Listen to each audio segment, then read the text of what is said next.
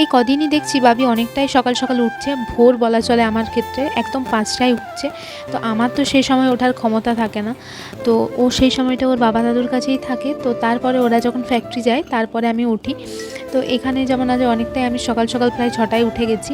তো এখানে কাল রাত্রে আমি চিয়া সিডটা ভিজিয়ে রেখেছিলাম, সেটাই উষ্ণ জল দিয়ে আমি খেয়ে নিচ্ছি।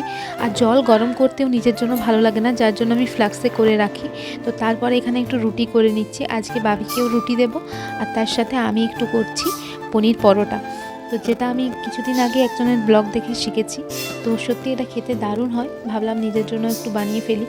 আর আমাদের মেয়েদের নিজেদের জন্য তো কিছু করার সময়ই থাকে না, তো ভাবলাম এটাকে একটু পাল্টানো উচিত, আমারও নিজের জন্য কিছু করা উচিত, কারণ আমি ভালো থাকলেই পুরো সংসারটা ভালো থাকবে।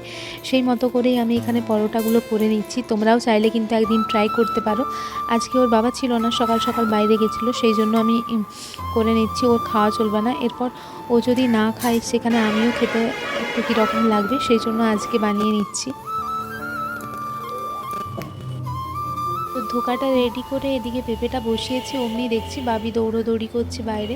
এরপর পিছনে গিয়ে দেখলাম যত সবজি ছিল সেগুলো সব ওর সাইকেলে লোড করছে, আবার আসছে, একটা করে নিয়ে যাচ্ছে, আবার ছুটছে।